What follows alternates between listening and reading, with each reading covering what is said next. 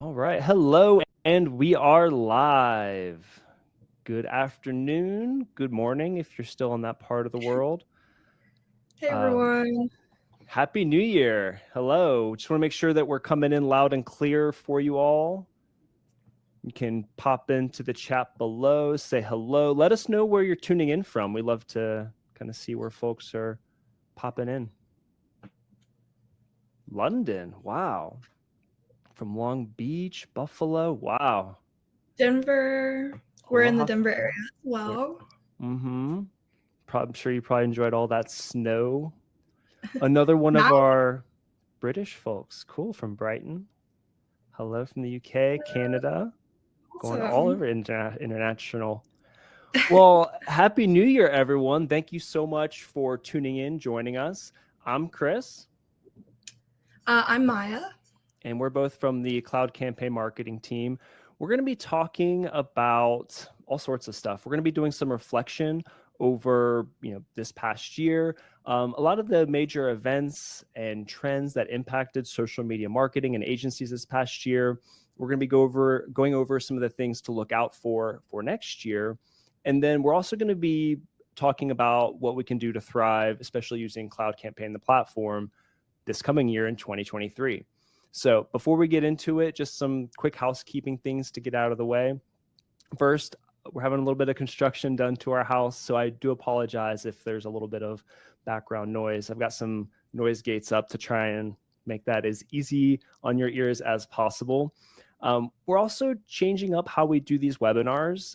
We've been really enjoying the engaged community discussions, bringing folks on stage, getting your perspectives, your stories, your hard-earned wisdom. So we're going to be sharing some things that we think are important this year, but it's not everything by any stretch of the imagination. So we also want to hear about what's got your attention as an agency owner, as a marketer this year. And at certain points, we'll be asking for your thoughts. We'll be inviting you up on stage to share those thoughts and your perspectives. If you want to leave your video off for that, totally fine. No judges from us. Right, Maya? Yep, All right. totally. Whatever you're comfortable with, whatever Whatever you're medium. comfortable with. Or if you just want to share your story via chat and we can read it out, I can do a fun character voice for you, make you sound like Arnold Probably. Schwarzenegger. No, I won't do that to you.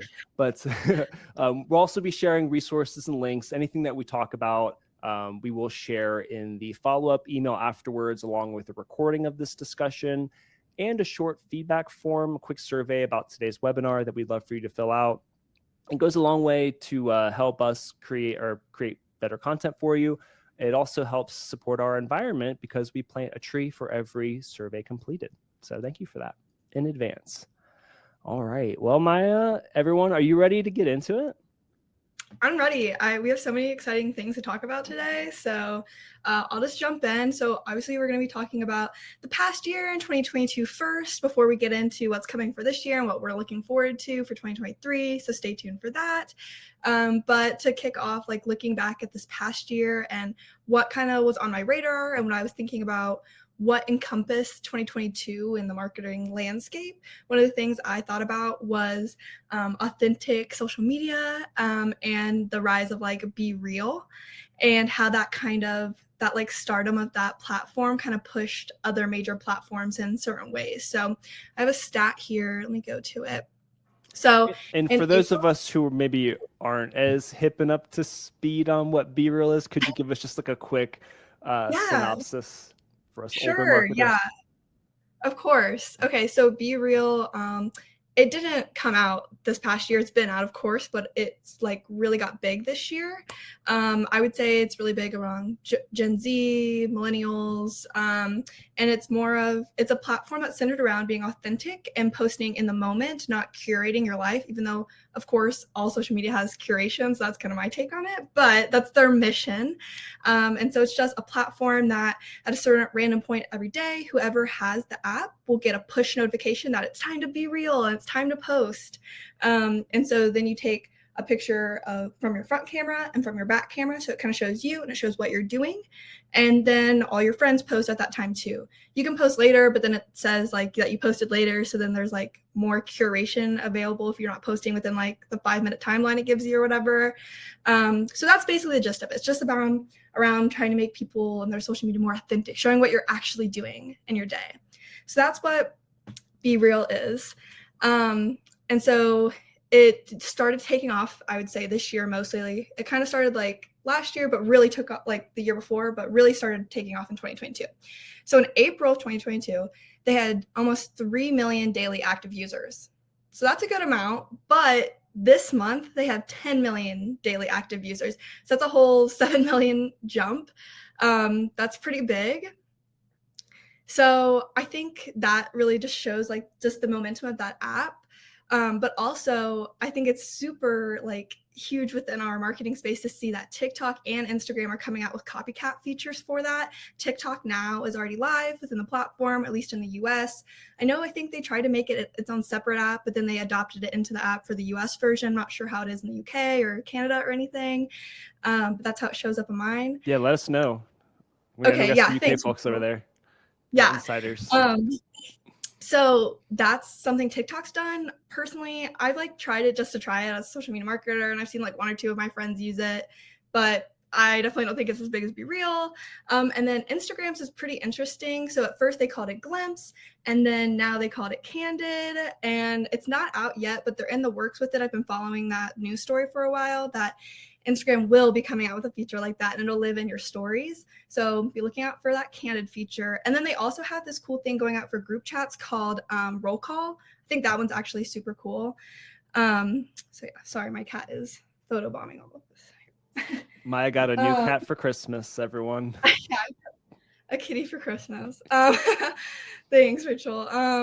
But yeah, so I think that's really interesting that this push for this new authentic kind of social media is being adopted by these big social media platforms. It just shows how much momentum Be Real has and like what the consumers are wanting, and at least how those big corporations are perceiving what consumers are wanting. So I think that's been a really interesting thing I took from 2022.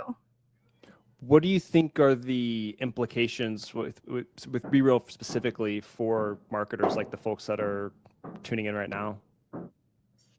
Yeah, well, I know like some big platforms are using Be Real. I know like Hollister uses it. I know Chipotle uses it.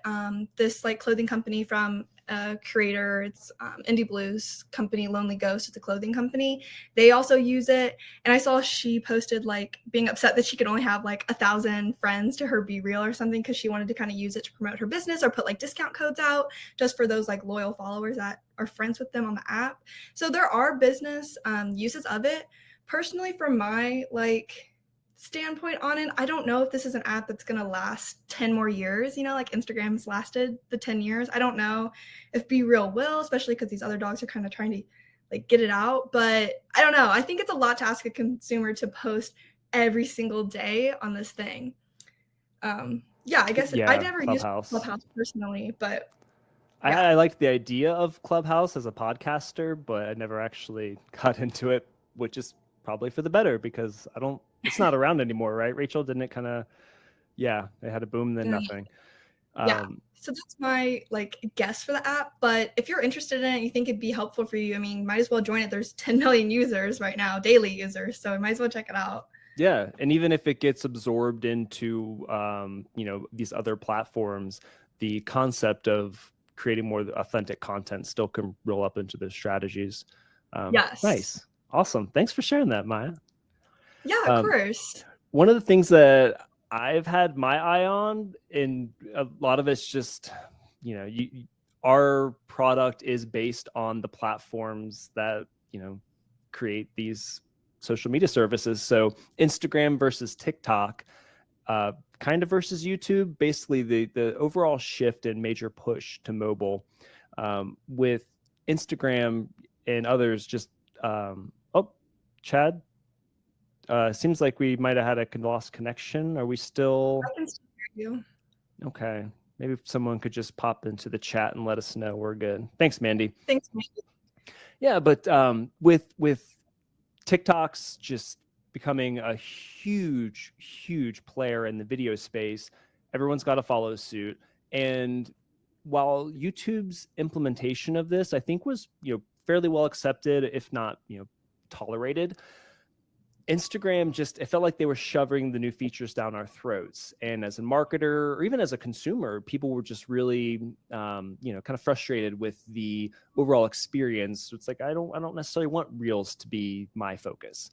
And then from the marketing agency side of things, if your, still images or still content is not performing as well because it's getting outperformed by algorithmic shift to video content, then you have to adapt as the service provider for the content you're making. Video takes longer to make, and if it's not in your skill set or within your team's skill set, that makes things challenging when you have your customers to report performance to. So I'd be curious just to hear, anyone's thoughts of that shift to more of a video push. Has that affected your business? Has it affected how you've approached social or your strategies? I know, Maya, you've been putting out quite a bit more video content because we actually, we had to roll out features to accommodate these new additions. So Yeah. And as like a younger marketer, like I just graduated from college last spring, I knew like trying to go into the social media space that I was going to be expected to be able to know that stuff. So that's the reason I got on TikTok in the first place, because I knew I was going to be need that skill. Mm-hmm. I think we got some stuff in the chat. Let's see what they have to say. Yeah, Damien said that if they posted an image, their followers are the abundance of the viewers, but on a reel, it gets more from non-followers, which, like, that's one of the great strategies to use it, is to attract new audiences. But Deb chimes in, those changes aren't helpful for business marketing. That push is time consuming to try and implement, which is a really good point. If you've got if you're used to creating efficient workflows based on, one strategy, that same approach might not be one for one with video. Yeah. And Chad's got a great point about the younger. Those kids on the Facebooks and Instagram. No, but Facebook's not dead for sure. But it's just, really about where your audience is, huh? Yeah, and I have a point later on kind of talking and looking forward to 2023 that kind of talks about maybe those differences between the platforms and their audiences too. So we'll kind of talk more about that later on. Nice. All right, well, let's get through some of I like that, adapt or die. Yes, Ryan. I love CapCut. I've been loving seeing all their templates on TikTok now. Like, they're really being implemented. So there's a lot of really good ones that you can use. It takes like 2 seconds to do them. So if you see like a thing on TikTok and it says CapCut template, you can literally just click that and it'll take you to the app, and then you can just plug in a video and then like you're viral. Like, or maybe you're hoping to be viral. Boom, just that easy. Hopefully. We all wish for that. Maya, you've got something else next. What's up? Yes. What is next on my list here? Okay, so I also have TikTok really emphasizing its keywords and SEO improvement. I think we've all probably seen by now that Google has a new competitor, which is TikTok, because a lot of people, especially younger people, are going to TikTok to search for things and places and people instead of Google. So I think that's like really interesting to think about. And they really optimize their platform for that this year, which I think is really cool. So if you're on TikTok, when you're scrolling, say you see a video and say it's like about Ryan Reynolds or whatever, and then at the top of it, it'll say like, say it's like, I don't know, like a Deadpool like scene cut or whatever. And then at the top, it'll either say like Deadpool, like it'll be like a search bar, and it'll say Deadpool, or it'll say Ryan Reynolds, or whatever it is like considering that video to be in. And then you could literally click that search bar at the top and it'll take you to a whole other page all about Ryan Reynolds or all about Deadpool or whatever it is that you clicked. And then say we go back to that original video and you didn't click the top bar, you click the comments and you're looking at people's comments. And then someone says, Ryan Reynolds owns Mint Mobile. Did you know that, or something? And then Mint Mobile like be highlighted blue. And then it'll have a little search thing next to it. You can click Mint Mobile and that'll take you to a whole other page about Mint Mobile. And so that's kind of how that is being built up. And then obviously if you didn't ever see that, but you're just like wondering about Mint Mobile, you could go in and go to search and type in Mint Mobile and it'll take you to that page as well. So like a lot of younger people are doing that to like figure things out, or they're learning about new interests through that kind of push or whatever stream of information that TikTok is now providing to people, which I think is super cool. Do you think there's going to be more of a push toward like tutorial type content or educational type content on TikTok in lieu of more of the entertainment focus that it is right now? I think that that's already a thing. I think you can find like a lot of things that you want on there. Like I love educational things, like learning random things. Hank Green is huge for teaching the internet things that we want to know. And especially my generation, because we grew up in high school watching his science videos. So we look at him as like a pop culture person, but also an educational person. So he kind of fits that middle ground perfect. And he is like the king of TikTok. If you see any TikTok video and you're like, what? How is this possible? I don't understand what's happening. Like people will tag Hank Green and be like, please explain. And he will make a reel explain or whatever, a video explaining it. He also posts those to reels. So, but it's more like on TikTok that I see that. But yeah, I think it's just kind of about what you want to use the platform for. You just kind of have to get in that right space. I think as more like older generations start to use the platform, there'll be more content like towards them because they have to be the ones that kind of make that content for themselves. They're already there, but as more older people accept the platform, I think that'll become more. I see Hannah says if Instagram Reels will follow this in addition of internal searches. I think they should. Instagram is horrible for finding. I was searched for like an hour today to find sounds for a video. I was trying to find a sneaky little sound, like a creeping up sound, like a sneaky sound, and it took me forever to find them. I can't go to the reel, go to the music, and type in sneaky. It'll only give me like songs with the title sneaky in it. Like that's not what I want. TikTok is amazing for finding sounds, so yeah, Reels needs to like up its game for a lot of this stuff. I don't know if they're gonna get onto that this year, but they should. I agree with that comment. And then yeah, YouTube Shorts, they're also being pushed. I think they're working on their SEO as well. Yeah, I mean, YouTube is video Google. So if you just depending on who you're serving, YouTube Shorts can be an incredible way to just get a flood of new eyeballs on your content, especially in that educational space or the tentpole type content. I've had a lot of success with recently. Finding just relevant topics to create a short video comment on and optimize the heck out of it for search and hope people pick it up. So nice. That was a good one. Thanks, Maya. Um, Yeah. one thing that's been really on my mind because it's kind of personal, I think. Elon Musk's acquisition of Twitter. Is Twitter important to you? Is it important to your business or your client's business? If it is, you may have felt a little uneasy this past year. Mandy said Twitter can die. Well, I do hope it thrives because the acquisition was like less than amicable. The process left its employees confused, its users confused, pretty much everybody confused, and just as erratic decisions were made, employees were laid off, and also just like as a company that has this platform as part of the services that we cater to, we just want to make sure that we have a vested interest in the platform's continued success. But I picked this topic because it really represents just the unpredictability of our industry. What was once like a very respected and sort of protected communication tool, one perspective could be it's now some billionaire's plaything. And hopefully that comes out for the best for everybody that's involved. But it's interesting just how the reaction, how many people left in protest or adjusted their their business on Twitter, just as a result of some of those changes. So I'd be very curious to hear anyone's thoughts on if just that whole transition disrupted you at all. Did it impact any of your ad spending? Did it affect your usage of the platform at all, or is everything just hunky-dory, smooth sailing? Robert said it helped you. I'd be curious to hear more about that if you'd like to expand. And maybe if you want to jump on stage, you're more than welcome, or you can type it in the chat. Otherwise, I think while we give some other folks to respond, I want to take a look at some of these other comments that popped in.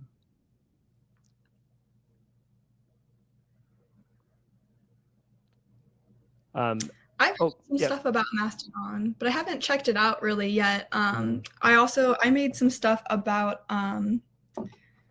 Hive Social and how that's kind of also been seen as a Twitter like competitor. But yeah, I've been Mhm. seeing things about Mastodon. I Yeah, hope I'm saying Mastodon's that. alternative. I mean, Yeah, especially like one of my like side projects is a podcast, and Twitter's great for that. It's just like a good match. So, like for that use case, Twitter continues to be the preferred platform. But it, yeah. yeah. Kat says that for their company, found Twitter drives more conversions and engagement than other platforms. Which, yeah, I would definitely.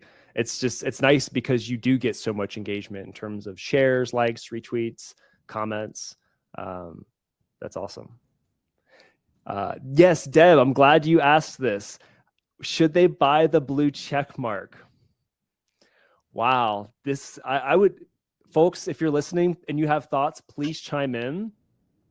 I I have would, no, yeah, yeah, no idea. I would say personally, no, more as a protest of opposing the um, like buying that accreditation invalidates the purpose of it from the beginning. So you could be any business posing as another business and get that check mark. So it's just it was in my perspective, it wasn't a good strategic move that built trust, more trust. It took away from that trust. So that would be my suggestion. That's just one perspectives. I saw someone said yes. Um, I would also be really curious, just like what your preferences or your perspective is there.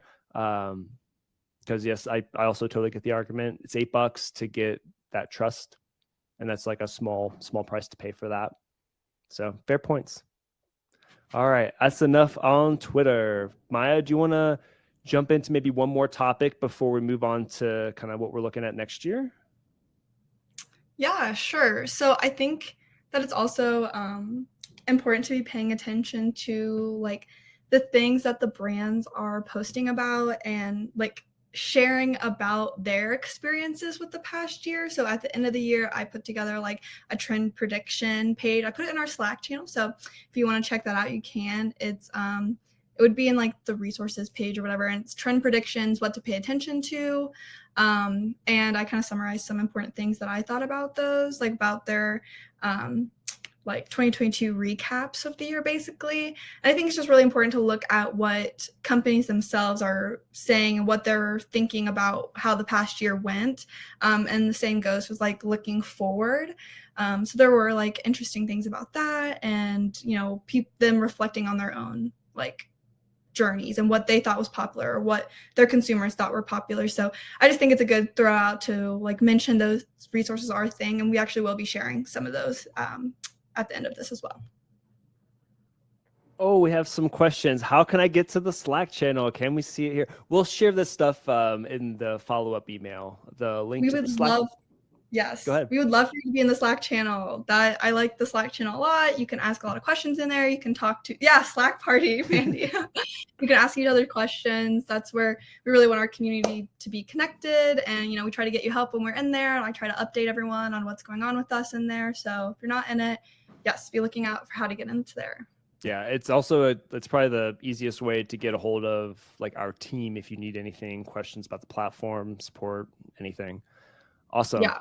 Well, let's shift gears a little bit and start looking into what's coming up next year, because we're already, most of the way through January, and it's already proven to be a pretty exciting new year. One thing that I am really excited about, maybe have like a slight bit of trepidation as well, is artificial intelligence, AI writers, AI art creation tools.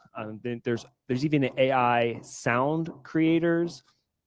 I had a friend who ran some just samples of our podcast and created like a sound bit from his voice just using AI, which was written by an AI writer. So it was really surreal because it sounded like my friend, but it was all completely software.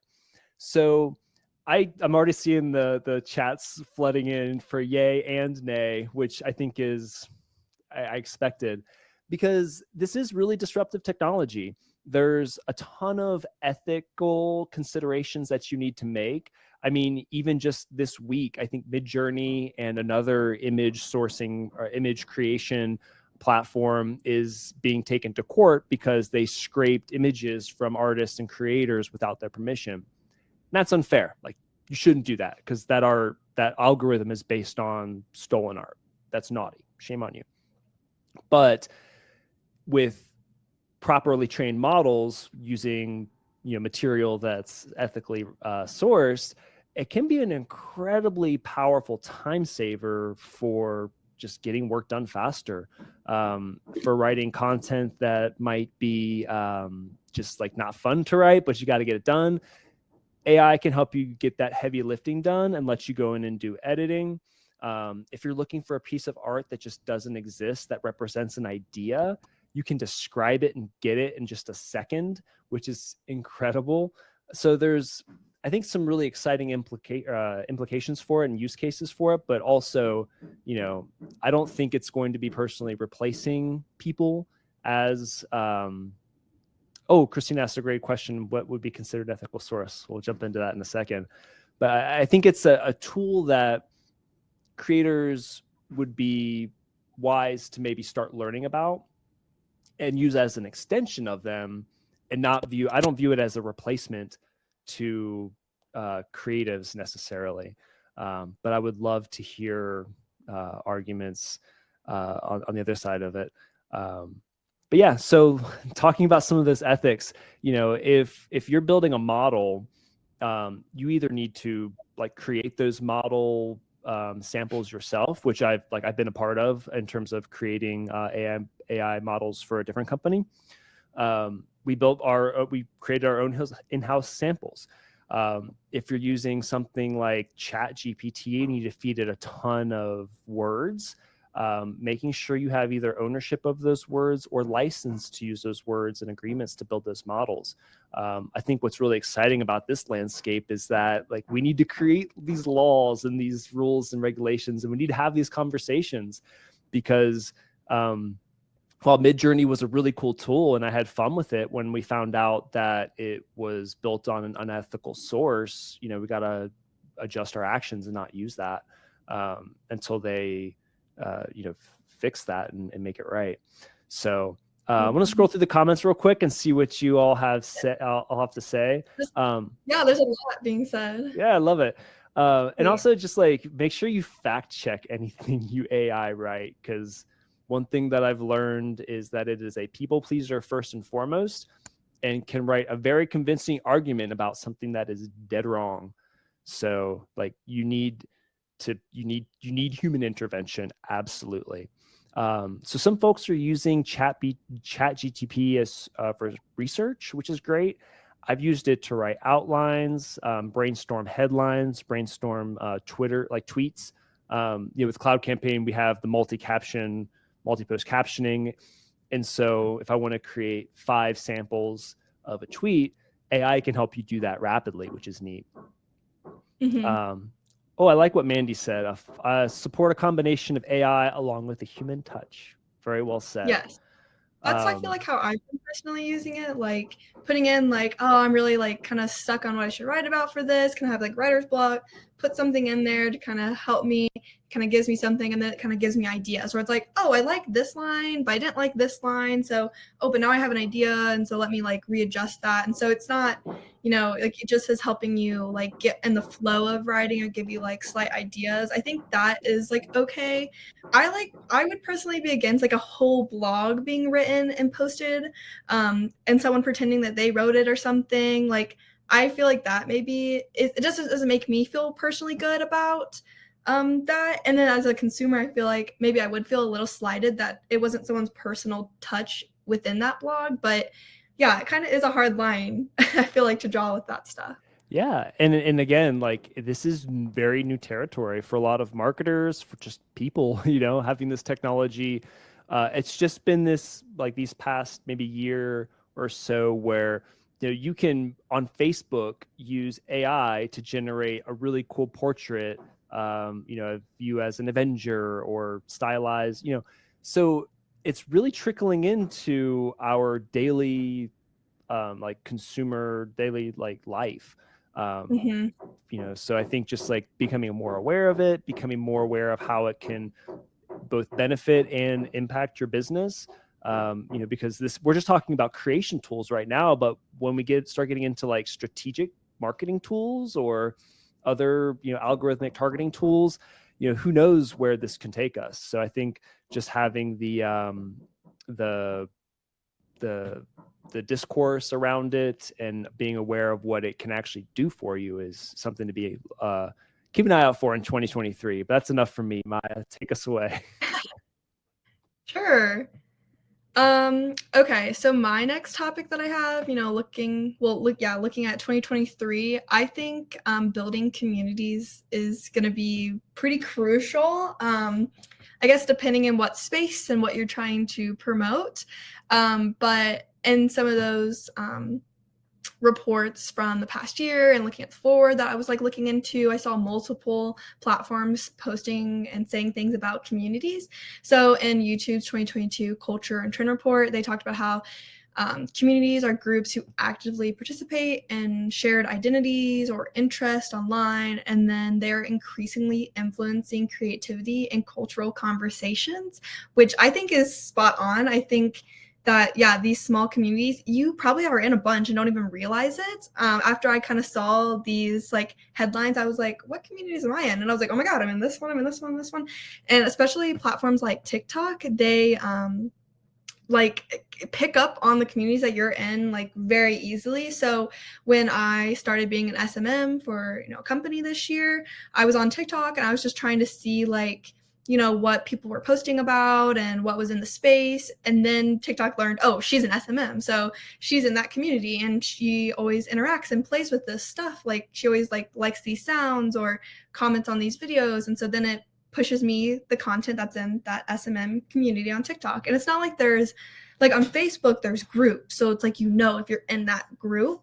But I feel like a lot of online spaces, it's more like loose. It's not like quite a box and you put yourself in the box. There's like multiple boxes around you as a person, possibly. That's kind of how I'm conceptualizing it. But yeah, like I definitely would say I'm involved in the SMM community. And so I think TikTok especially like has incredibly niche communities, where like Facebook has maybe more broader ones, or I think YouTube also plays into communities and stuff like that. But here's a stat from TikTok. It says that 1.8% your TikTok is 1.8% more likely or 1.8 times, sorry, more likely to introduce people to new topics that they didn't know they like compared to traditional platforms. I think that's really cool. So that was kind of like me at first. It was like, oh, maybe she's interested in this. And then it's like, oh, she liked that video. Let's send her another one. And it's like, oh, okay, she's in this community. She likes this stuff. Like I get a lot of cat videos. Let's say I'm in the cat owner community. Let's say I get a lot of stuff about, I don't know, say I was trying to like be a mixologist this year and like learn how to mix drinks and stuff. As soon as I type in something about that, TikTok's going to send me out more stuff about trying to learn about this. And then I'm in that community. And I think it's really important to leverage this year, trying to infiltrate or build or figure out the communities that your consumers are in, because like I said earlier from YouTube, that's where a lot of influential ideas and trends are starting from your consumers. So say you are a company that has a mixologist like drink making guide, and your whole business is about like these fun people who want to learn how to mix drinks this year or whatever. You're going to want to infiltrate those communities to know what people are doing. So I think that's just something to be looking at this year. Like, what's your community? Where do they live? Do they live on TikTok? Do they live on YouTube? Maybe that goes with the age that you're targeting, and then trying to see what keywords they're using, what sounds they're using, what lingo they're using, and then building that into your own strategy. Like if I'm following this, if you're a mixologist page or whatever, and you find this big creator that's huge on making drinks and so many people are commenting in there and they make jokes about putting so many cherries in their drinks all the time, maybe take that silly idea of like, oh, they always put too many cherries in, and use that for yourself. So then you're connecting with that community or that creator, and you're building more connections with those people. So that's just something I've been thinking about, is like people trying to understand their communities and use them to their benefit for this following year. There's no such thing as too many cherries. Come on. That's what I think. Yeah, love those little grenadine cherries. They're delicious. No, that's I mean, I think that Team Cherries, yes, we're on it. With building the communities and having those just like very focused conversations, that's actually a nice segue into what I wanted to address, is just and this is platform specific for LinkedIn. It's exciting to see that LinkedIn, well, maybe exciting, you tell me if it is, a shift more to more native content, emphasizing that. So keeping people within the platform. But I think in doing so, which might be a little more inconvenient in terms of having to just tailor that content more, there's just tremendous opportunity depending on the clients that you're serving and the business that you're in and how you are just set up, to really use LinkedIn as an even stronger sales funnel, with better intended search, more metrics and analytics you can use, and just a better focus on driving people to intended content. So if you are suited for it and positioned for it, focusing on LinkedIn, if it does fit your industry or markets, can really just go such a long way as they really prioritize that in platform. I'm excited to see what's going to come out of it. Yeah, Damien, I know a lot of like, it's funny because we all talk about social media and we think Twitter, we think Instagram, Facebook and stuff, but a lot of folks do their business on LinkedIn, and people, build their businesses solely on LinkedIn. I think Matthew Hunt from Automation Wolf, his primary business that we had on earlier this year, his whole business is built on LinkedIn. So just wanted to share that. If it's something that you're not aware of, or you're looking for new opportunities, LinkedIn could be one. I'm definitely looking at LinkedIn this year, especially like from a personal standpoint, and being a young professional, trying to build my personal branding on LinkedIn and kind of just, kind of figure that out more, because like as a younger person, I don't really think of LinkedIn as the main social platform, but I definitely have been this year. Like I'm like have my LinkedIn hat on. I get on LinkedIn every day. Like I think it's really fun, like looking at it from a young professional kind of viewpoint, and like kind of seeing how I can use it to my benefit or whatever. Same as with the company, like trying to think of new ways for us to engage users and get them involved with our company, and thinking of us as more friendly and authentic in that landscape. And it even represents, for our company and our social media marketing strategy, it even represents more opportunity for us to take our content and post it natively within LinkedIn. And that's not anything like more that we have to do. We just take our content like from our blog or other resources and just, post it within LinkedIn. We can do that. So we'll talk about this in a little bit, things that we're going to be doing to kind of up our game next year. But LinkedIn was one that I just wanted to bring percolate to the top. Maya, did you have anything else? Yeah, I have this other thought. I feel like a lot of mine are like thought pieces, like things I'm thinking about for this coming year. But I recently was thinking about like the word social media, and obviously we have all these social media platforms, but like taking the root of that and being like social and media, and kind of thinking about which platforms fit into which category for that. Like which platforms are made more for people to be social and like connect with each other, and which platforms are made more for the media and entertainment side of things, and kind of like trying to figure that out and think about it from my perspective to better understand our consumers and what people are wanting from each platform, I guess. So I did like a little list on what is my opinion on which one goes in where, but I would love to hear what other people's opinions are for where they think they go in. Damien said TikTok is best for B2C, while LinkedIn is best for B2B, which I agree with. Yes, 100%. Oh, awesome, Mandy. I'm glad you're thinking kind of the same thing. There we go. So Mandy thinks TikTok and YouTube are much more entertainment and community media, not so much social. I agree. Yeah. Okay, so here's my little outline, but feel free to send your guys as you think about it. But I think TikTok and Instagram both kind of live in the social aspect and the media aspect, but I'll push them to one side or the other, which one I think they lean more towards.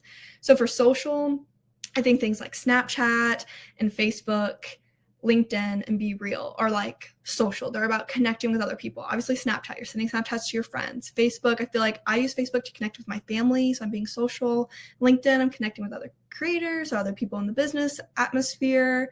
And then obviously Be Real, like it has pictures, but it's about connecting to your friends authentically. But I also have Instagram in the social space because they came out with their report for 2023 and what they're focusing on, and they want to bring people together over the things that they love and spark connections between people. That's what they said their focus is. So I gave them what they want and put them in the social because that's what they're aiming to do, even though they have a ton of media as well. So I put them that side. And then for media, more about entertainment, I put TikTok, Twitter, YouTube, and Pinterest because I feel like when I'm using these platforms, it's more about entertaining myself. Like maybe I'll send a pin to somebody else, but most of the time it's just me scrolling. Maybe I'll send a YouTube video every now and then or talk about it with somebody, but it's more for my entertainment to watch that 20-minute video, not talk about it with other people for the most part. So yeah, I feel like that's where my thing was thinking. And I saw that TikTok is the #1 app in entertainment. So a lot of people call TikTok social media, but I would say it's more entertainment app personally, even though they have a lot of built-in social features. It's more about entertainment at the end of the day. Yeah. And I think we've seen a bunch of comments coming through just like, and we've said this many times as we've been on this show, just really understanding your audience and then matching what platforms they need to be on in terms of the content that you're creating. If you're just really focusing on that fun dancing video for YouTube, probably going to miss the mark. Put it on TikTok. But just like really having a good sense of your customer personas. And Tom brought up a really great point. If his audience is on Reddit, he uses that to find unique entertainment to interact with for specific movies and genres. So if you're not a Redditor, that's fine. Find out where your people are and use that as a great source to mine for content. It's just the best way to resonate with your folks and really know what they're thinking and feeling. Yeah, I appreciate all these different opinions in the chat. Like, totally feel free to disagree with my thoughts. Like Christina said, she thinks Instagram is more media because of their shop selection section, and they are trying to push out all these new media features. So yeah, I feel like that's totally reasonable. That's why I kind of thought it was both, but pushed it to the side that they want it to be considered as. But yeah, I appreciate all the different thoughts about this. Yeah. All right. Well, let's focus on looking into next year. I know we're butting up a little bit close to the end of our time, so we'll keep it a bit short. But if you do want to stay on with us a little bit later, we welcome that. We'll just go until we kind of finish up. We just wanted to talk about what we're going to be doing to get ready for next year, so we can kill it on social media. I mean, mind you, you came on last year as our community manager, and you've been doing an amazing job growing our audience on social media. So I'd be curious, just like, can you share just like one thing that you're ready to do with Cloud Campaign at the tool to just like step it up for this next year?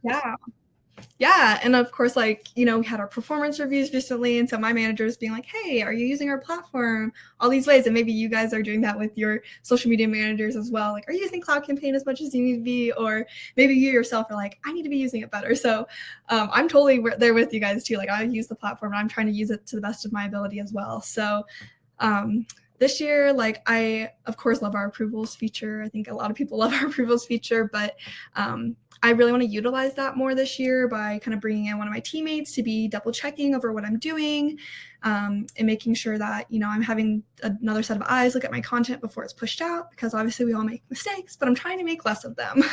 So that's one thing.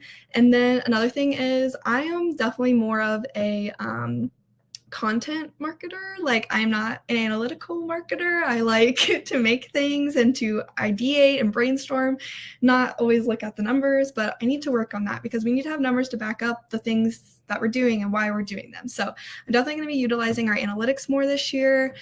Specifically, I've been really good at using our category tags and looking at the data from those, because I love our category tags features. But I also wanted to look at more of our insights and our hashtags. I understand hashtags may be dead, they may not. I feel like it's confusing, but I think why not give them a try? Just put them on there and see what happens. So I'm trying to use more hashtags and see what's going on with our hashtags, which ones are getting more clicks or which ones are bringing in more people. So I'm using that from us. And then, yeah, our insights, just kind of seeing on which platforms specifically like things are like working better. So like on Instagram, what insights am I getting? Long post with a video, or on Twitter, is it just text? Or yeah, I'm trying to like really dive in and figure things out more. So that's what I'm doing this year. Awesome. Well, thank you for sharing that. And I think that I'm excited just to see what you'll accomplish next year. Claire, I'm right there with you on the mobile app. I was just responding to your chat, but I'll just tell you, I very much wish for a mobile app too. That would be fantastic. I'll just poke our new head of engineer who's coming on board in a couple of weeks. Hey, guy. Yes, we're expecting a lot from him. Yeah, so Oh, fingers goodness. crossed. Yeah. And so thank you for sharing that. One thing that I'm really looking forward to as we go into this next year is, and I'll be putting out some content around this soon, is really leveraging category tags to run content experiments. And what I mean by that is if you don't use Cloud Campaign, you can basically tag and color code your content with whatever you want. It's what the system is completely open to how you want to customize it. But with that flexibility, you can use that to run good A/B experiments or test different content types against each other. So in conjunction with the sort of reporting and analytics that you mentioned, Maya, I want to combine that with running more content experiments just to see that. Thanks, Gordon. Take off. Thank you for joining. Just to make sure that we're really always in that spirit of continuous improvement. You like sometimes it can be easy, especially if you're managing lots of accounts and creating lots of content, to trying to just get by with like, it's good enough. It's trickling upwards, trending upwards slowly. But by running simple content experiments and just making that process simple for yourself, you can kind of validate ideas and maybe get bigger wins that you wouldn't have otherwise had achieved. So that's what I'm looking forward to. Kind of curious. I love that topic. Thanks. I got some videos and blog and some content on that coming out soon. So keep an eye out for that. Thanks, Tom. Thanks for joining and chiming in. It seems like everyone's got to go. So I think maybe we'll probably wrap up too. But I think the last thing that we're going to be doing, segue to get ready for this year, is get cloud certified. Yes. Right, Maya? Yes, we need to do that too. Like I said, like even though we work with the platform every day and we promote it, like we don't know everything there is. Like there are so many hidden gems in our platform. So we need to make sure we're finding out all those hidden gems so we can tell you guys about them. Yeah. And so just like a quick, if you've not gone through or don't know what the cloud certification process is, check your inboxes. I've been emailing you about it. But it's a certification process where I guess I would consider it like onboarding 2.0. Yes, we get you up to speed on the software to make sure that you're able to use it effectively, which is great. But we also get your entire team up to speed, which is a little extra. So it's not just you, but anybody that you need to use it. We want to make sure it can use it effectively. But then it's also a lot of business coaching and goal setting and accountability. So it's having someone helping you figure out how to use the software specifically for your business, not Jane's marketing shop, not Maya's marketing agency, but yours. So, Damien, if you've been cloud certified in 2022, there's not like a new certification that you'd go through. And some folks, if you've been using the platform for a while, you can kind of go through an expedited process if you can, you can show that you know what you're doing. But the time estimate depends on your current understanding and ability with the platform. We've had people go through it, I think in like a day or so, through a conversation of just like, this is what I know. But if you are brand spanking new to the platform, then maybe it might take a week or two, or maybe a 2 or 3 weeks. I think we try to roll it out over a month, just to make sure that folks who are very new to the platform are completely overwhelmed with new software is hard. But the other benefit of getting cloud certified is you get automatically bumped into our 25%, our highest tier for referrals. So if you do have a referral or reseller program, you automatically get bumped up into the highest percentage based off of their price plans. So it also gives you a little extra incentive and will also help you build a reseller program so you can make some more passive income. So our customer success managers are some of the best, and really go out of their way to help our customers out. So Happy New Year, everyone. That's enough for me. Maya, do you want to say anything before we close out? Just thanks for joining us. We appreciate all you guys and all your insight that you have to share with us. And we've really been enjoying the, interaction with you guys and just hearing what you guys have to say. It's amazing. So thank you. And we hope to be talking to you guys all soon. Thank you so much. And keep an eye out in your inbox for that follow-up email with the recording, survey, links, and other things that we promised we would send you at the end. Thanks so much, everyone. Bye. Yeah. Bye.